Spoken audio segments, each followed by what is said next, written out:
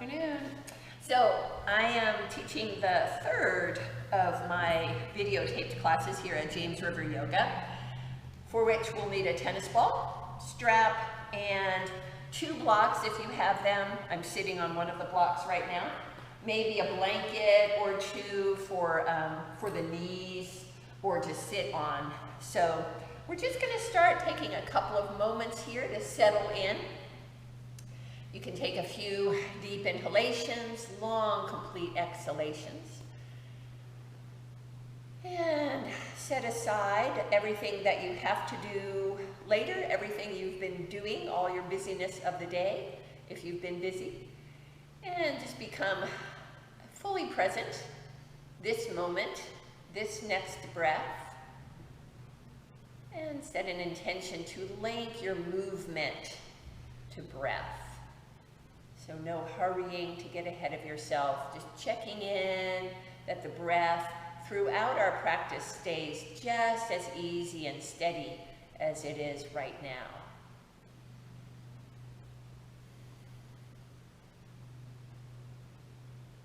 We'll do a number of warm-ups, as always, a lot of hip opening. We're going to do some flow, some vinyasa, including incorporating some open hip standing poses. So Virabhadrasana 2, Parsva, Konasana, triangle pose, Ardha Chandrasana. So as always, you can stop the video and go do something else, like read a book, like enough of this. Or you can add more in, pause. We're only going to do a little bit of abs, and usually I do a lot. So if you have a hankering to do more abs, feel free to modify as you need. Okay, so we're going to begin by reclining. We'll do some warm-ups here. So reclining on the mat, just give yourself a big stretch.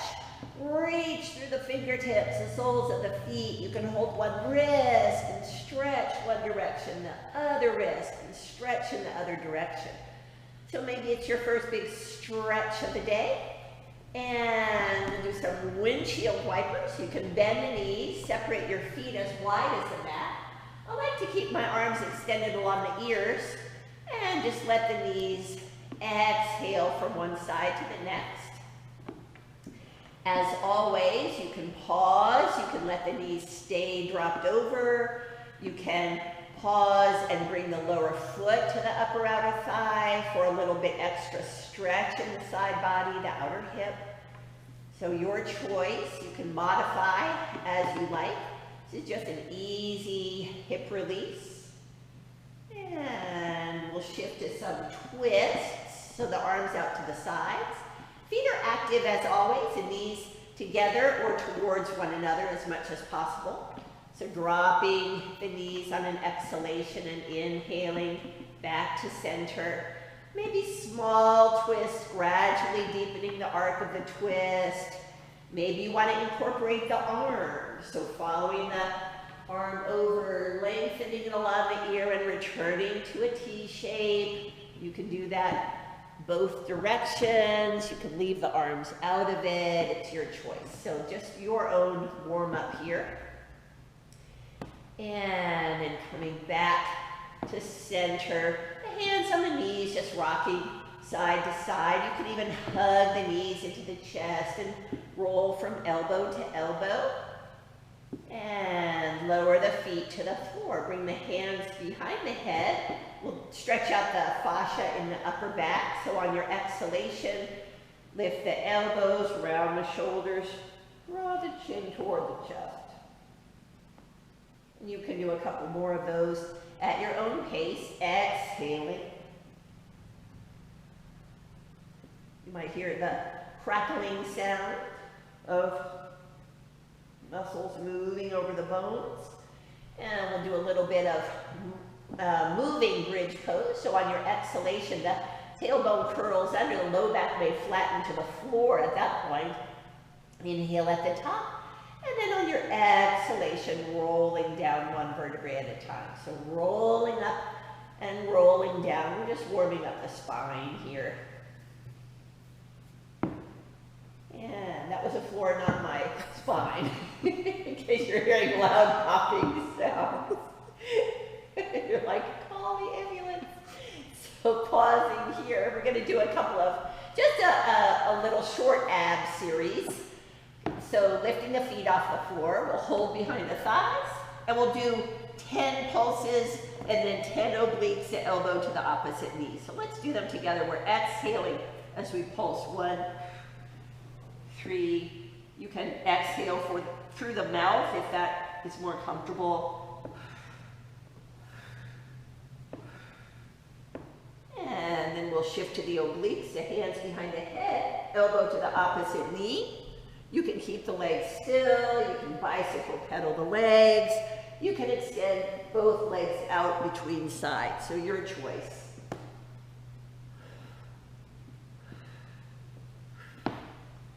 Exhaling as the elbow draws toward the opposite knee. And then come back to center. You can rock across the sacrum. If it feels good to just stretch out the hamstrings a little bit, feel free. And from our ab series, we're going to go ahead and shift right into some hip and hamstring releases. So I'm using the tennis ball here. This is a familiar fascia release. For most of us, we'll put the tennis ball under the fleshiest part of the right buttock, so kind of your right jeans back pocket, and then drop the right knee open. The left leg is straight along the floor, and just breathing here. You can spend as long as you like with this. We usually spend about a minute on each side in class. If you find the tennis balls in an uncomfortable spot, you can kind of shift the body over the mat across the tennis ball. So this is not a comfortable pose. If you're wondering, no one thinks it is. You can always support the right thigh with your block or with a blanket, so it doesn't have to be that intense. You can control the intensity. So we're in the area of the piriformis and the sciatic nerve here. Just using the weight of the body to open up a little bit more space at the base of the spine around the hip flexor and that nerve. And then using your right hand, you can assist the thigh up, remove the ball, drop the knee open, slide the foot along the mat, and you'll probably notice a difference one side to the next. The right leg generally feels heavier, lower to the floor. We'll shift to the other side, the fleshiest part of the left side. And you can think of your jeans back pocket if you were wearing jeans. So the right leg is extending along the floor, the left knee dropping open. And just breathing here. So you might notice that the sensation of the pose is pretty intense. Maybe it's so intense that you can't focus on the breath.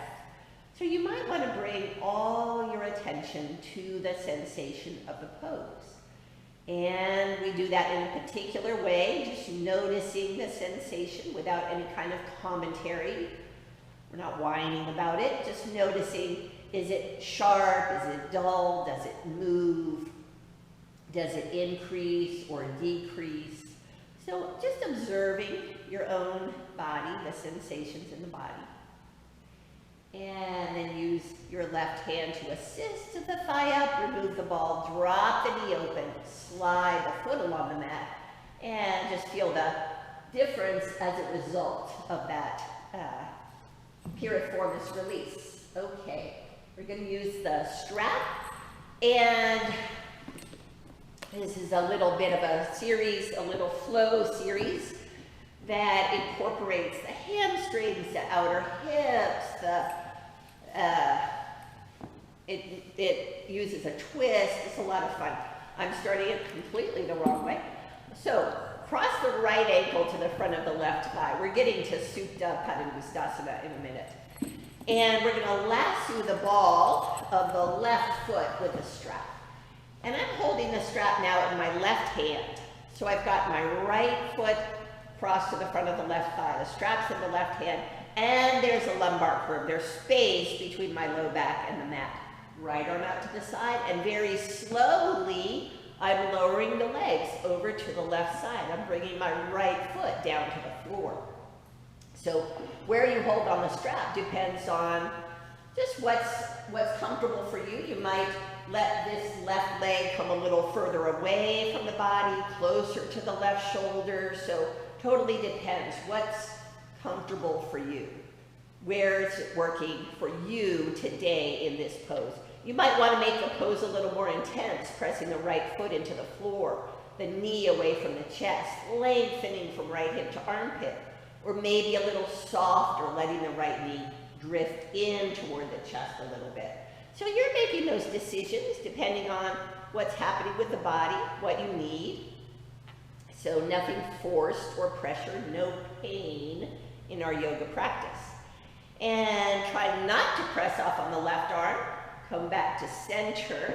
We'll set the strap aside and we're going to hold the right knee and foot, lower the left leg down to the floor, and baby cradle pose. So rocking your baby side to side, maybe forward and back, maybe you're making circles. And we'll shift to happy baby. You can always hold the right foot with your loop of strap to make your happy baby a little more accessible. So breathing here. If you enjoy extending the leg out straight, if that feels like a good stretch, feel free. And we'll shift to our twist. The sole of the right foot on top of the left thigh, left hand to the right knee. I like to extend the arm along the ear to really stretch the spine, but as I exhale into the twist, I open the arm out to a T shape. It's a lot more comfortable. So this is a pretty deep twist. We're trying to keep the shoulder on the mat, the right shoulder here on the mat, no matter where the right knee goes. You might use your left hand to press the right hip away from the armpit to sort of smooth the right thigh, to lengthen the right thigh.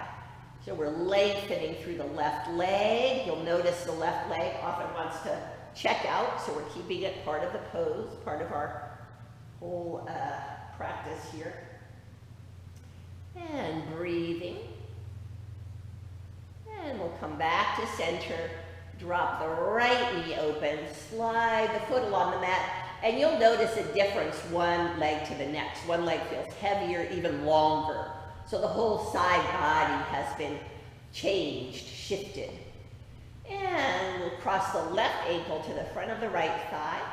You can lasso the ball of your foot or your right big toe with a strap. You can hold the foot with your hand so long as there's space in the low back. So there's not a, we're not flattening the low back to the floor, we're maintaining Tadasana spine. Slowly lowering the legs over to the camera, to the right, bringing the left foot down to the floor. It's like the massive sole of the foot, it's like a horror movie. Pressing the left foot into the floor and drawing the left knee away from the chest. Breathing here. And enjoying the breath. Making whatever shifts, whatever adjustments to make the pose a little more intense or a little softer is totally up to you. It's your practice. And maybe without pressing off on the right arm, you can come back to center and we'll set the strap aside, hold the left knee and foot and lower the right leg. So a little baby cradle here. So a hip warm up, side to side, forward and back circles. So you're just being creative here. And shifting to happy baby. Holding the left foot with your hand or with a short loop of strap if that makes happy baby more accessible. You can extend the legs straight if that feels good. You don't have to. And we'll move into our twist on this side. Right hand to the left knee. I'm inhaling length through the spine, and I'm letting the left arm open back out to a T shape as I moved it into the twist. Why? Because it's easier to keep the left shoulder down. You're not kind of yanking your shoulder around in space, and it's just more comfortable in general. So I'm extending through the right leg, and I'm using this is the right hand, I'm using the right hand to gently press the left hip away from the left armpit. So we're holding the twist and the the different holds here, about 30 seconds for this warm-up, but you can always spend far more time in them if you wish. So breathing, continuing to breathe. Come back to center. I'm going to drop the left knee open, slide the foot along the mat, and I'll feel like this Tadasana is different. There's space in the low back, my thighs are easily grounded, the heels are down, shoulders back. So I'm going to do a classic Supta Padangusthasana. We did a couple of little variations of it. So here's the classic pose because it really does teach us about standing poses, about the difference in the two legs in standing poses. So I'm in Tadasana to begin. There's space in the low back, and I'm going to maintain that space. The left leg here is extending along the floor. I'm working the left inseam down to the mat so the left thigh is grounded.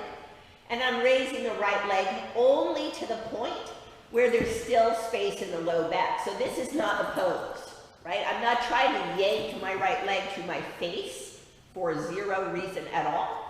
I'm trying to keep the left thigh down and the right hip drawing away from the right armpit. So the left leg, the extended grounded leg here, is what we call inner spiraling. In Anusara Yoga, the inseam is moving down to the mat. This right leg is a little more externally rotated. I'm drawing the right hip away from the right armpit. So breathing here. You can hold the strap one end in each hand or both ends of the strap in one hand. So there's a hamstring stretch. Maybe I'm pressing through the big toe mound, up through the heel. I'm going to turn the right toes to the right. So I'm externally rotating the right leg even more. Coming at you, Marissa.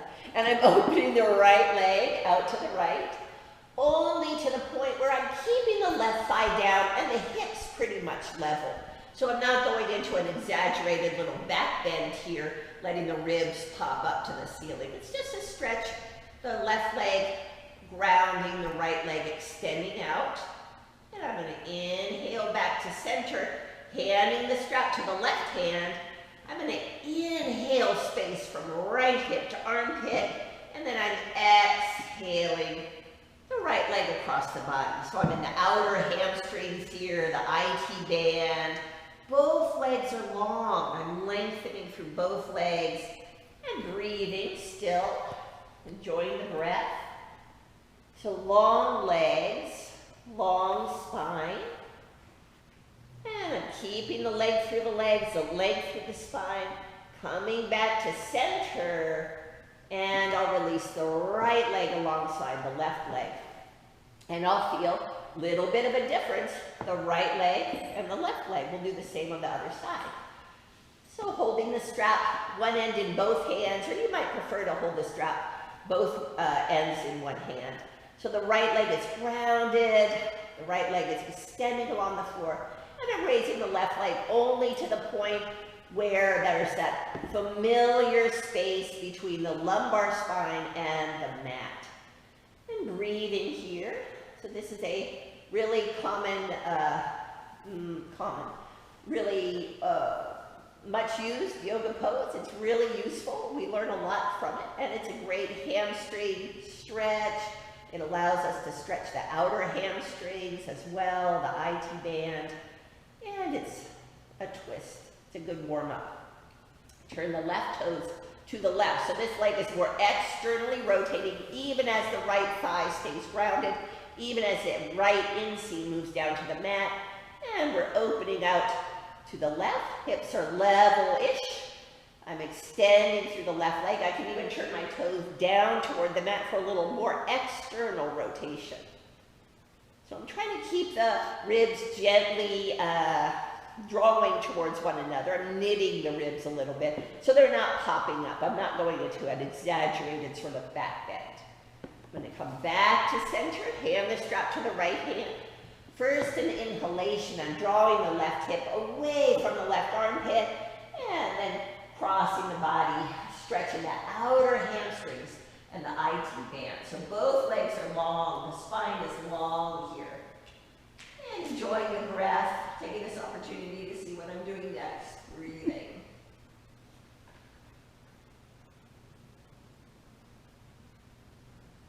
sure you're still breathing. If you need to pause and rest in child's pose, never a problem.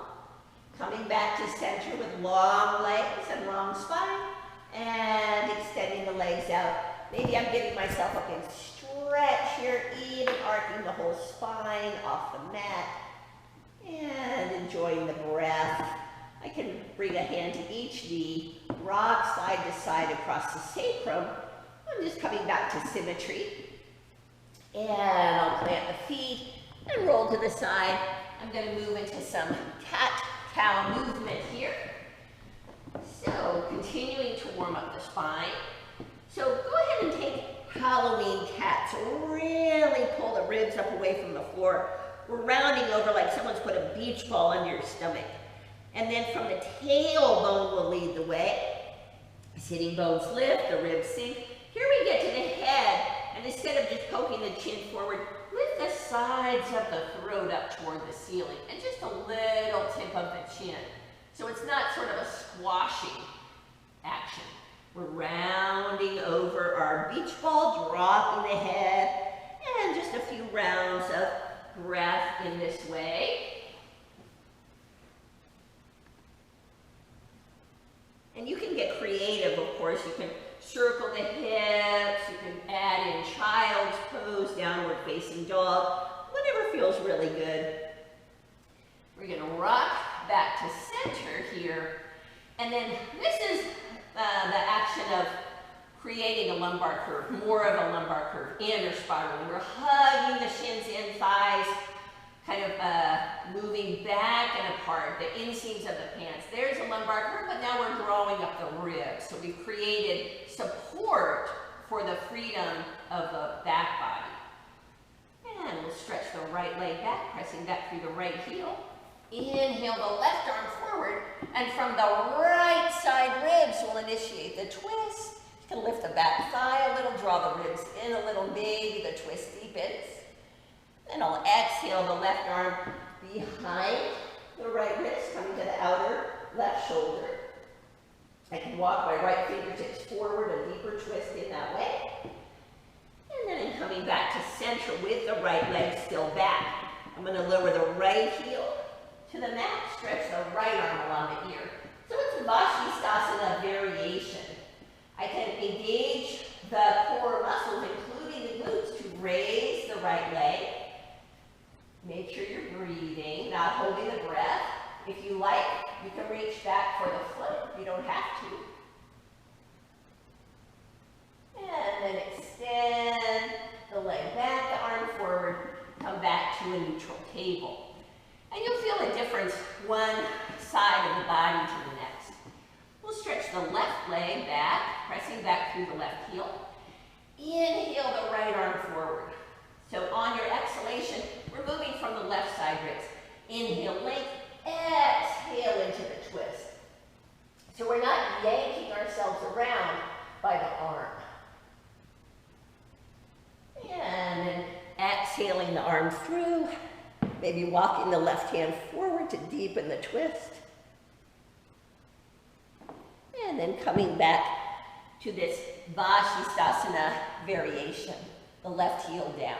You can move your right foot a little to the right for more balance if you like. We're using the core muscles, including the glutes, to raise the leg and reaching back for the foot. So here's a back bend if you like. You don't have to do it. You can do any variation. You can even leave the left foot down on the floor. And then come back to a neutral table. And just some little cat-cow movement here. Just coming back to symmetry. So we'll find Tadasana spine, hugging the shins in, widening the inseams of the pants back and apart, engaging the core muscles. So strong, active hands here. I'm going to curl the toes under and press back to downward facing dog. And feel free to bicycle pedal the legs. Come up on tiptoes, just moving and stretching the dog. Hug the hands in, stay broad across the shoulders. Come forward to plank pose. So moving back and forth from dog to plank. It's strengthening for the rotator cuff muscles. There's no sense of hunching up the shoulders around the ears. Let's do a couple of hip stretches here. One's called wild thing. I think that's a Sanskrit phrase. We're raising the right leg super high, bending the knee, and keeping the armpits lifted. So try not to collapse too much on the left side. Come back to center. I'm drawing the knee into the chest, and then sending the leg out to the left. So the right hip comes close to the floor, not all the way down. Little outer hip stretch. And back to downward facing dog. And then wild thing on the left side. Back to center, bringing the knee into the chest, and then out to the right. So the left hip comes close to the floor, but not all the way down. And back to downward facing dog. I'll rest in child's pose. You can stack the fists. You can cross the arms. The arms can be in front, at your sides. Child's pose is meant to be really comfortable. If this is hard on your knees, you can place a blanket between your butt and your heels. Or you can do child's pose on your back, hugging the knees into the chest. So it's meant to be a restorative little break, not a painful experience. Okay, so we're going to do a hip opener that I really like. It's a really good stretch for the psoas muscle. And you may or may not need a second block or blankets. Basically, it's lizard pose, but your back thigh is resting on a block. This is, I learned from Willow Street Yoga, one of my alma maters. So I'm in a lunge. Left foot is forward. I'm going to place the block on the medium side so that I can lower the right thigh down to it. So the right leg is completely relaxed. The right thigh above the knee is on the block. And I'm spending about a minute here. And I've come to forearms. You can always have your forearms on a block and blankets, whatever is comfortable. I've turned my left toes out. I'm letting the left knee drop open. The key thing here is not to engage the right leg. Just really let the right leg relax. We're allowing the weight of the body, our breath, long exhalations, gravity, the relaxed right leg, all of this working together with the prop to create more spaciousness in the psoas muscles. You'll feel a difference. And we've done this in I think, both the videos that we've made. I'm assuming you've watched, like, the videos. You're like, nah. Maybe one video else. Okay, and back to downward facing dog. And you'll notice there's a difference, the right leg, the one that was on the block, and the other leg. The right femur feels a little further back in its socket. We'll do the other side. The right foot forward to a lunge, lowering the back thigh. And again, we'll spend about a minute on this side. You can drop the front knee open, you can turn the front toes out, just really letting the back thigh completely relax. So gravity, exhalation, the prop, the weight of the body on the prop. So enjoying the breath here. This is particularly good if you do a lot of cycling. Cyclists tend to get pretty tight psoas muscles, just the way the machine works with the body. So it feels pretty good. I think it feels great. This is one of my favorite hip opening poses. And when we do standing poses, the open hip standing poses, we're really relying on the ability to get some movement in the hips. So it's good to warm up for a while. And we're stretching back to downward facing dog. So block lunge, my downward facing dog and yours may feel more open, more spacious, a little more freedom and ease. And I'll bring the left foot forward. And this time I'm going to lower the back knee down, and here I am in lizard pose. So it's the same as the block lunge without the block lizard pose. And you can see how this is just, you know, inches away from Ekapada Rajakapotasana, from pigeon pose. And back to downward facing dog. Do the other side. Oops, I thought I was doing pigeon pose. So right foot forward, lowering the back knee, lizard pose on this side. And again, you can let the right knee drop open, the toes turn out, whatever feels really good. The only difference really between this and pigeon pose is just the position of the front leg. And then back to downward facing dog. So I'm going to walk my hands back, my feet forward, and come to Uttanasana. A little bend in the knees here. And I'm going to hold the opposite elbows and hang. I'm just letting the weight of the head give the whole back body a stretch. And you can sway if you like, if that feels good. You can interlace the hands behind the low back. And then keeping the knees bent, either hug the feet in a little or push them apart to come all the way up to standing. So we're going to do mostly standing poses at this point. So I'm going to use the tennis ball again to work on the feet and the feet, yeah. So let's use the tennis ball. I'm going to turn sideways so I can see the clock. I'm going to take the tennis ball and place it underneath the right foot. Anticipating this, I painted my nails.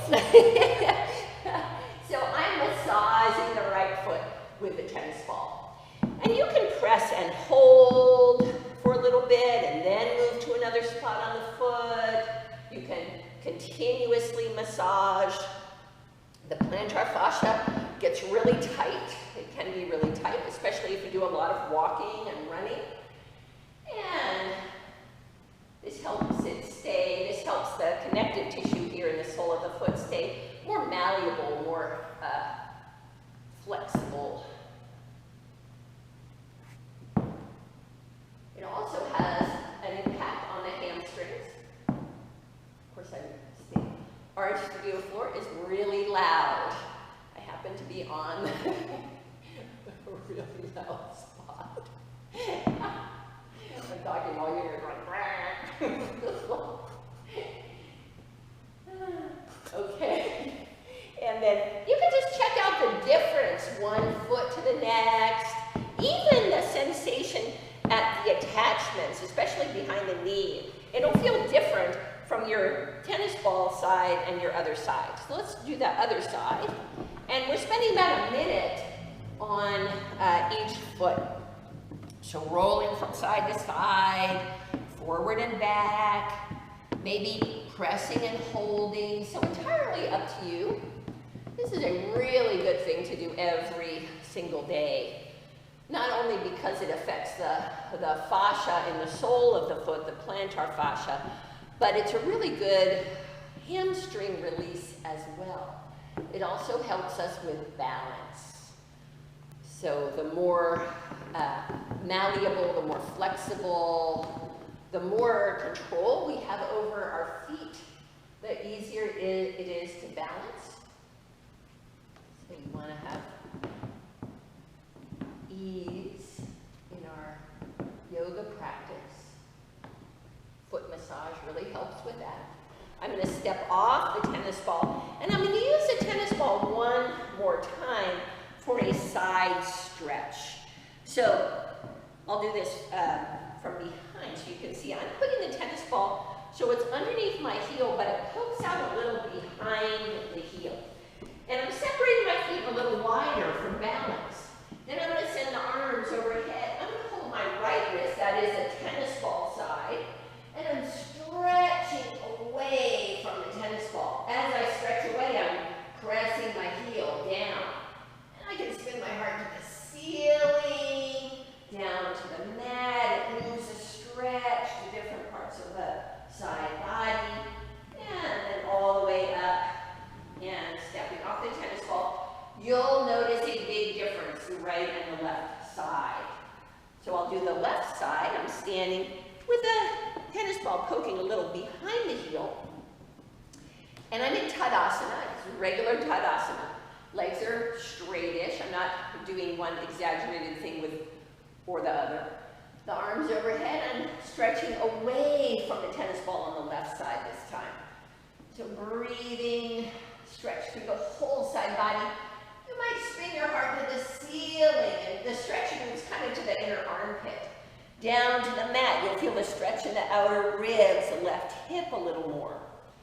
And all the way upright. And I'm going to release the arms, step off the ball, and just feel a moment here, the effect of that fascia release. Not just in the soles of the feet, but in the hamstrings as well, the whole length of the legs. And then we'll set the ball aside, so you're not going to trip over it. And we'll do tree pose, an open hip pose. Let me see if I can move away from this spot on the floor. It's just going to be loud. So standing in Tadasana, you can stand by a wall if you find that helpful. You can bring your foot to your ankle, your calf, your upper inner thigh. We want the hips to be level. You don't need to have the knee way back here, especially if it tends to pop this femur forward. So let the knee be soft. Let it come a little forward of the right hip. And the hips are level. Notice when you draw the low belly up, when you pull the ribs towards each other, that helps with balance. When you bring the hands into one another, the foot into the leg, that helps with balance. So breathing. The longer you hold the pose, the more challenging in the calf muscles, the ankle, so very strengthening for the legs. And then I didn't fall out of the pose. No, I just decided to leave it now. And then on your right side, trees fall over. They sway in the wind. So if your tree pose is not like completely still, don't even worry about it. It's called tree pose for a reason. It's meant to be an experiment in balance, not, a test to see how bad you are. So we turn everything into a test. So the ankle, the calf, upper inner thigh. If you must have your foot on your knee, just don't press into it. So we're not pushing the knee joint sideways. So wherever you go with tree pose, hips are level. Engage the front body, and there's space in the low back. This is just Tadasana, but on one leg. And I find it easier to press the hands into one another, to press the foot into the leg, and maybe you sway, and maybe you fall out of the pose, and that is totally fine. In fact, we do a lot of trying to fall out of the pose in class, just because it's fun to see how the standing leg responds to assist you. It also gives you an opportunity to fall out of the pose. And for a lot of us, the first thing that happens when we fall out of a balanced pose, we start berating ourselves. We go straight to our head, start beating ourselves up. And balance poses are a really good opportunity to stop doing that. It's just a yoga pose. It's just a practice. It's a practice. It's not, I'm already perfect, and this must be this way. So, it's fun. All right, so we're going to practice with Prasarita Padottanasana, wide, standing wide forward fold. We're going to do it in a particular way because it's going to help us with our standing poses. So I'm having my feet, you know, about the width of my ankle. Those are wrists, not ankles. If I tied a string to my wrist, it would drop down and hit my ankles. Okay, so the feet are wide apart. Feet are parallel. I'm going to bend the knees a little bit here. And hugging the shins in, hugging the feet in a little, I'm going to stick my sitting bones back and apart. I'm going to widen the sitting bones back and apart. So there's a lumbar curve. And then I'm going to engage the front body. I'm going to lift the low belly. I'm drawing in the ribs. We know that the pelvis is the hub of movement in the body. So at the hip creases, I'm going to hinge forward. You don't have to straighten the legs. You especially don't have to lock the knees. Maybe your fingertips are on the floor. Maybe you come down lower, up higher. It doesn't matter. The knees are soft. There's space through the whole length of the spine. So we've hinged at the hip creases rather than leading with the chin and rounding the shoulders. So hip creases, wherever that takes you. Why this is important. I'm going to turn the mat sideways to show you something that as teachers we see a lot, and as students too, it's a hard thing to figure out what's happening. So, Virabhadrasana 2. I'm going to start with my feet wide. I'm going to turn the back toes in a little bit and the front foot out 90 degrees. So, what happens a lot with this pose is this. You'll see the back thigh pop forward. So the groin is hard, it's not soft. The back thighs pop forward. We're out of alignment, we're putting pressure on the knee. It's kind of as if you were standing in Tadasana like this. So, we're going to start Virabhadrasana 2 in the same way we just started Prasarita Padottanasana. Bend both knees. Hug the feet to the midline and widen the sitting bones back and apart. There's a lumbar curve. We're engaging the low belly. So we're bringing the core into it. Letting the back knee stay soft. It can straighten a little, stay soft. The groin is hollow. The front knee is bending to a square. So the left sitting bone is kind of drawing under, lining up with the front knee. If I look at my front knee, I can see the left big toe. The back thigh is soft, the groin is hollow. This is not happening. And coming back upright. Let's do the same on the other side. Wide stance, back toes turn in, front foot turns out. So this leg is inner spiraling, as we call it in Anusara yoga, or we used to call it what we used to call Anusara yoga. So the inner inseam is moving back. This leg is going to draw under a little more. So we're keeping the groin soft, hollow, and bending the front knee to a square. So if I look at my knee, I can see the big toe. My knee is not drifting out of alignment with my right sitting bone. Back thigh is inner spiraling, the groin is soft. This isn't happening. So two different things happening in the legs. The front leg, a little more external rotation. The back leg, a little more internal rotation. It's exactly what we do when we warm up with Supta Padangusthasana. Okay, so we're going to incorporate, we're going to do 2 rounds of vinyasa practice. We'll incorporate in the practice some standing poses. So, if you like to use 2 blocks for your lunges, feel free, you can have those available. And should I turn the mat, Marissa? How do you like it?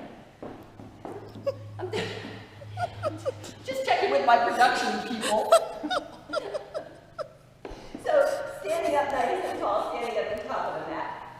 So this is Tadasana, right? So every part of our vinyasa practice is a pose, even the movement from one pose to the next.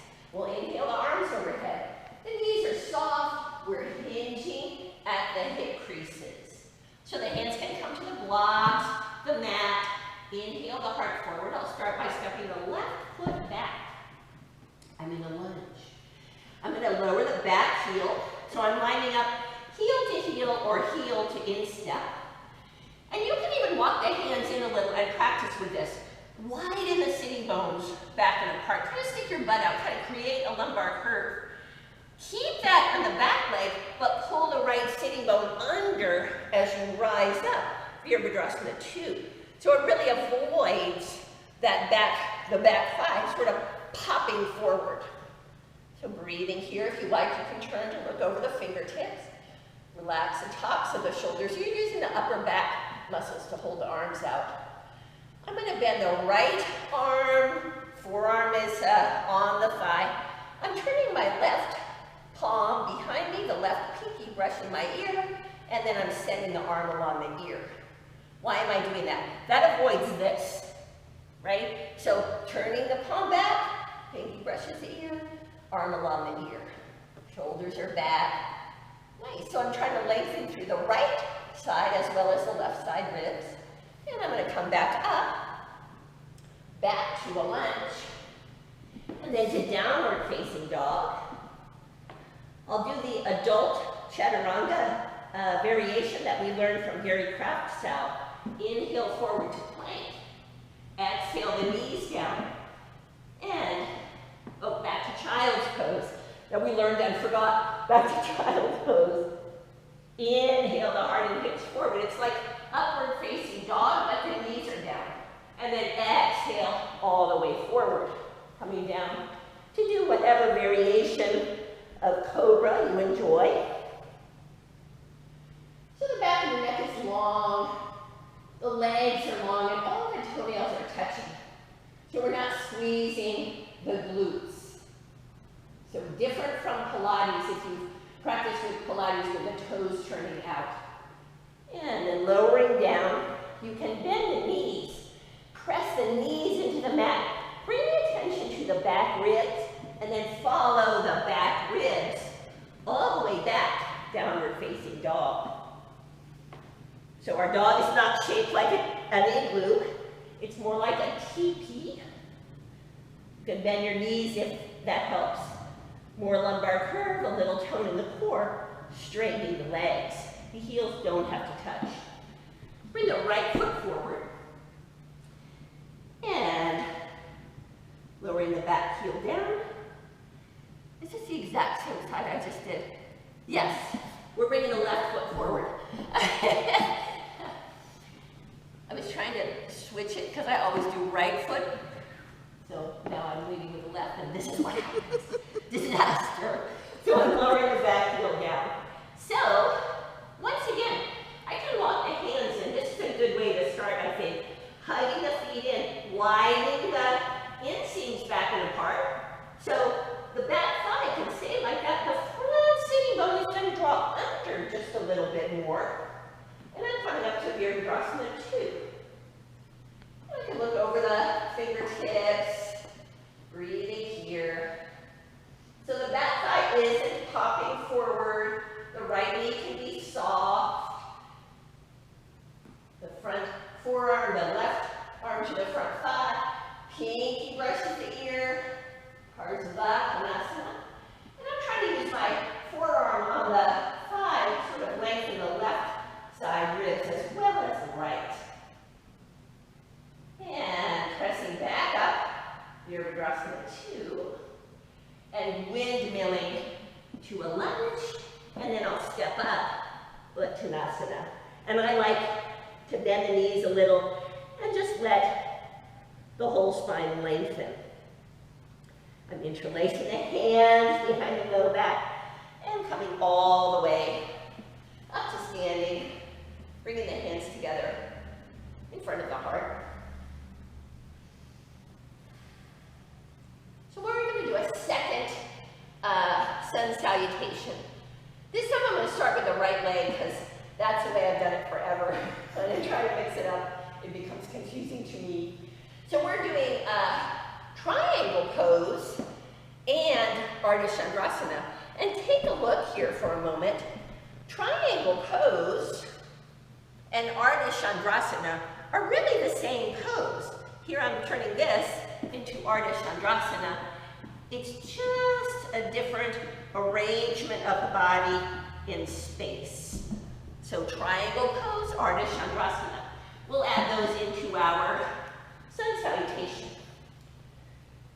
Our second and really last sun salutation. We'll do a little warm down after this. And as always, you can continue. You can do more of the sun salutations. You can get creative. You can add in other poses. If you want to mess around with Ardha Chandrasana, one good way, if you have enough wall space, is to do the pose against a wall or with your foot on the wall and out into the center of the room. So using the wall as sort of a little bit of resistance. Okay, so second sun salutation, we're inhaling the arms overhead. I have soft knees. I'm going to hinge at the hip creases. Inhale the heart forward. I'm going to step the right foot back to a lunge. That's what I'm most familiar with. Lower the back heel down. And you might have your hand on a block, maybe on your shin, maybe on your thigh. So triangle pose can be any of those places. We're trying to keep the torso in line with the front thigh rather than out here. If you're out here, use a block or use your hand on your shin to lift up a little higher. For those of us who are hyperextenders, it's a really good idea to press your hand into your shin and push the shin back into your hand as a way to keep from locking the knee. And then I'm going to turn this into Ardha Chandrasana. So, right hand on the hip. I can scooch my back foot forward a little bit at a time. Maybe my hand's on the block or on the floor. So, if your hand is right in front of your foot, it's harder to balance. You can look down at the floor. That's easier to balance. You can look in the direction of your right toes. And then we'll come back to a lunge. That's the downward facing dog. So broad across the shoulders here. And then we'll do a different variation of chaturanga. Inhale forward, the knees down, and then bend the elbows straight back.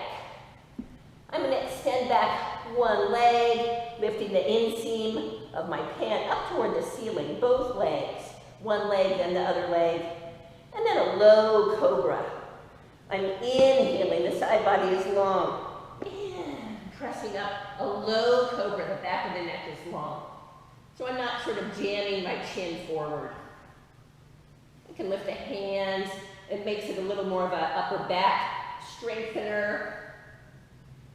And back to downward facing dog. You can bend the knees, press the knees into the mat, bring the attention to the back ribs, and follow the back ribs up. Bring the right foot forward. We're moving into triangle pose on this side. The arm can be up to the ceiling, or it can extend along the ear. So breathing here. Do you ever watch Julia Child's cooking shows? She was always dropping stuff. That's what I feel like. So nice, long spine in triangle pose. The hand wherever it needs to be. Maybe it's up here and that's your triangle pose, and that is great. So Ardha Chandrasana, you can have your hand on a block, maybe a chair, hand on the hip, and I'm going to step the back foot forward just a little at a time.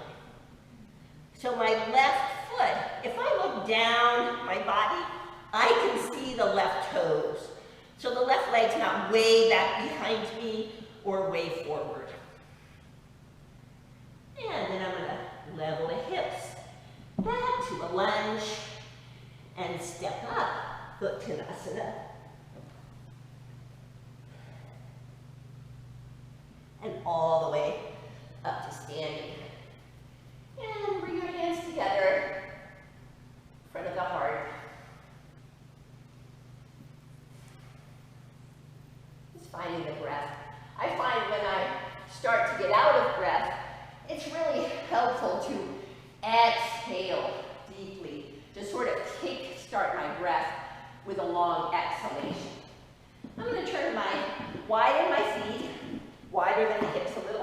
turn my toes out, and I'll do a Divanasana variation of Malasana. So the knees right in line with the middle two toes.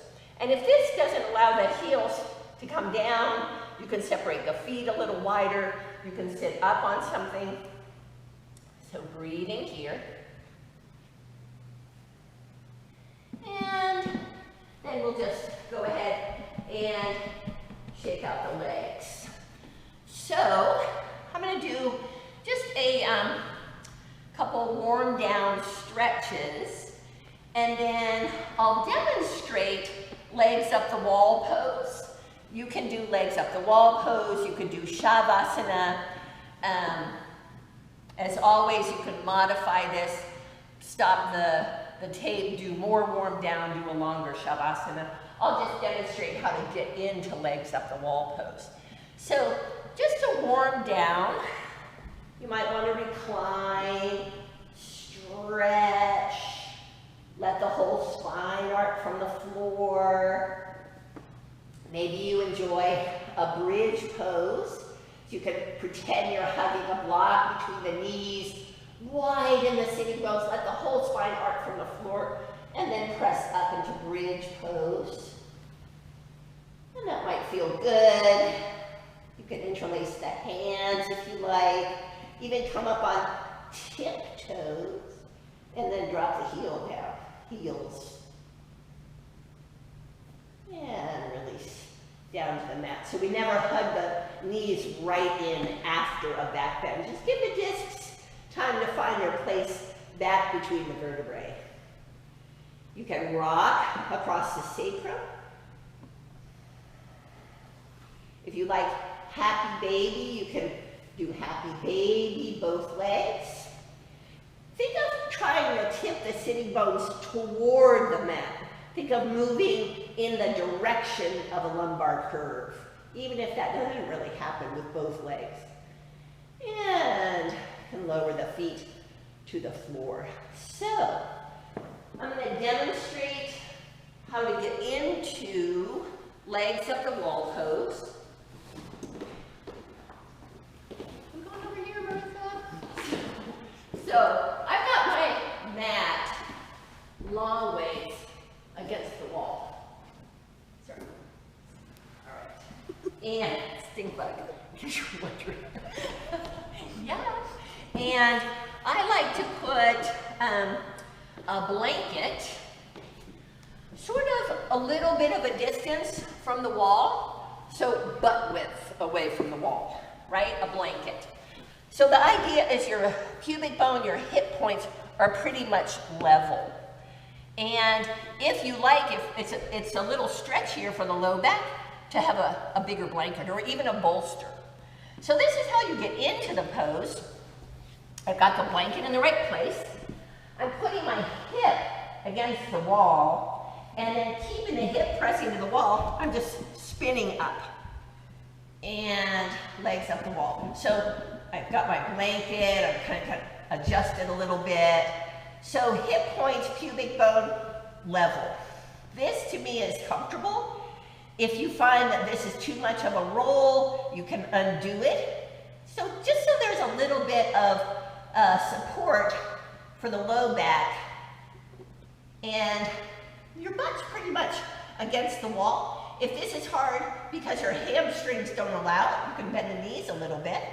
Some people like to loop a strap around their shins. So legs up the wall pose. If you find that your feet start losing feeling, they're getting numb, tingly, you can turn it into sort of a Baddha Konasana, or you can bend the knees. You're not required to stay in the pose while you lose feeling in your extremities. So it's meant to be comfortable, not distracting. This is said to be both an energizing and relaxing pose. So a good pose to energize if you hit a mid-afternoon slump. It's also, like every inversion, beneficial for, the yogis say, the brain, the thyroid, for changing your perspective. So legs up the wall pose, really a great practice. I have a friend who spent a year doing legs up the wall pose every single day, and that was her yoga and meditation practice. And I think she sort of kept a journal about its effect.